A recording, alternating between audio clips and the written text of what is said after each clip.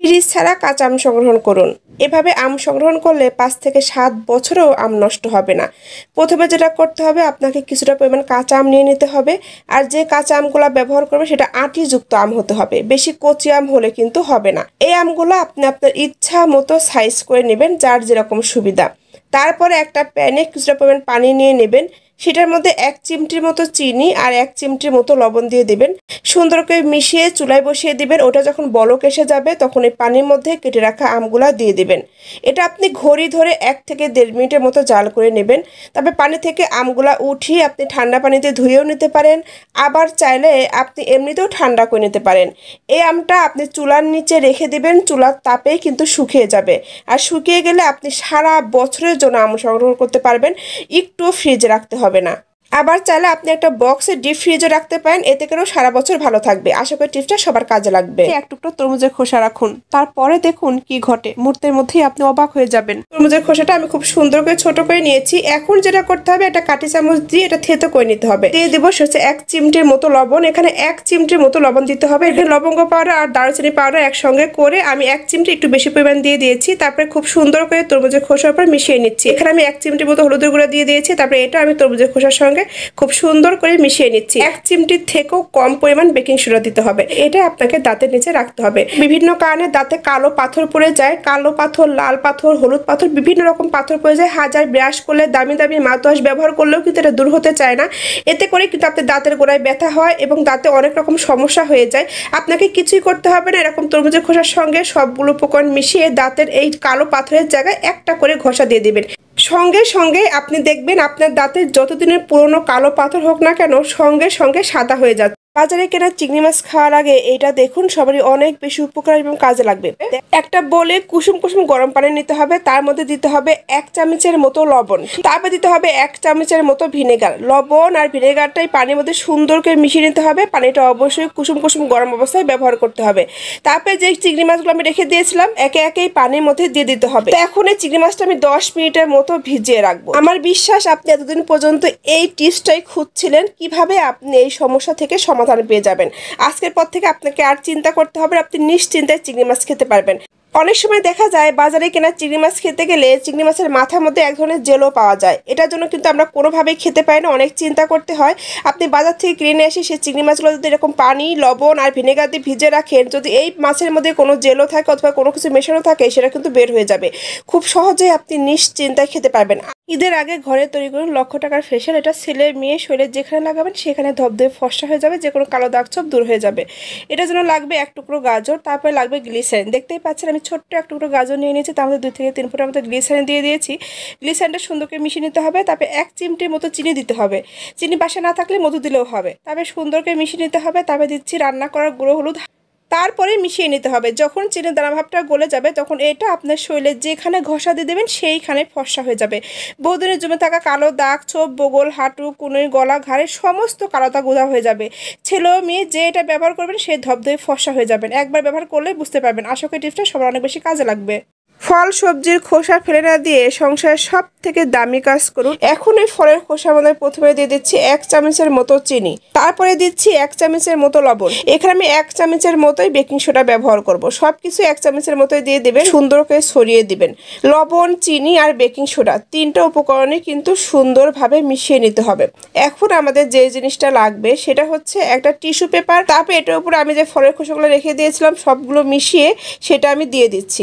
এখন অনেকের মনে প্রশ্ন হতে পারে, এটা দিয়ে আমরা কি করব? আমাদের সবার বাসায় কিন্তু এই সমস্যা হয়ে থাকে।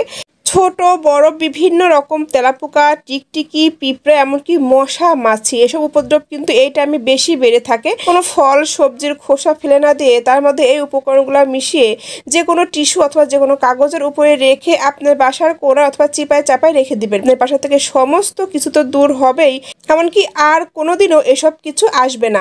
রমজানে ভাত, পোলাও, বিরিয়ানি, খিচুড়ি রান্না করার পরে এটা করুন, আপনার জীবনের সব থেকে বড় সমস্যার সমাধান হয়ে যাবে, সব থেকে বড় উপকার হবে। আপনি দেখা মাত্র অবাক হয়ে যাবেন, এমনকি ট্রাই করতে বাধ্য হবেন। দেখতেই পাচ্ছেন আমি কিছুটা পোলাও রান্না করেছি, তার উপর আমি দিয়েছি একটা স্টিলের বাটি, তার মধ্যে দিয়েছি কুসুম কুসুম গরম পানি। এখন এটার মধ্যে দিয়ে দিচ্ছি একটু আদা বাটা, হালকা 1 চিমটির মতো আদা বাটা দিয়ে দিয়েছি। তারপরে পানির মধ্যে সুন্দর করে মিশিয়ে দিয়েছি। এখন আমি একটা ঢাকনা দিয়ে 10 মিনিটের মতো ঢেকে রাখবো। 10 মিনিট পরে ঢাকনাটা তুলে নেব।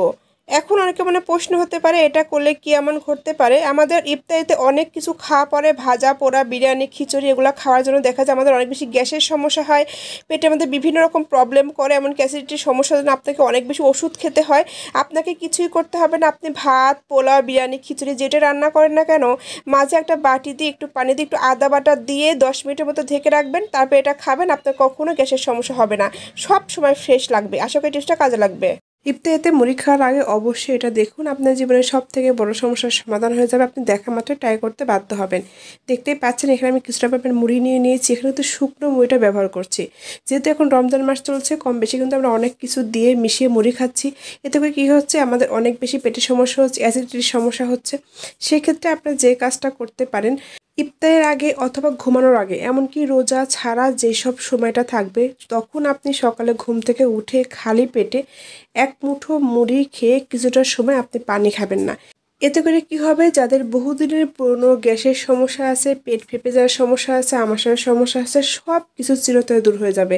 আশা করি টিপসটা সবার অনেক বেশি উপকারে আসবে। তেলের মধ্যে চিনি দিন, তারপরে দেখুন কি ঘটে, আপনার তেলের খরচ অর্ধেক কমে যাবে। দেখতেই পাচ্ছেন আমি একটা তেলের বোতল নিয়ে নিয়েছি, বাজার থেকে তেলটা নিয়ে এসে কিন্তু এই কাজটা করতে হবে। এখন আমি যে কাজটা করব, এই তেলের বোতলের মধ্যে আমি চিনিটা দিয়ে দেব। খুবই অল্প পরিমাণ চিনি দিতে হবে, আমি যেভাবে বলবো হুবহু সেভাবেই কিন্তু করবেন। দেখতেই পাচ্ছেন আমি 1 চিমটির মতো চিনি দিয়ে দিয়েছি, এর মধ্যে দিয়েছি 1 চিমটির মতো কর্নফ্লাওয়ার।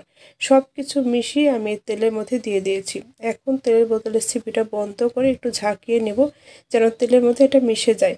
এটা দেওয়ার ফলে কি হবে, আপনার তেলের ঘনত্বটা অনেক বেশি হয়ে যাবে। অল্প তেলে আপনি যে কোনো রান্না করতে পারবেন, বেগুন ভাজি, মাছ ভাজি, ইফতার ভাজি, যেটাই ভাজেন না কেন, অল্প একটু তেলে আপনি সব কাজ করে নিতে পারবেন। আশা করি টিপসটা সবার কাজে লাগবে।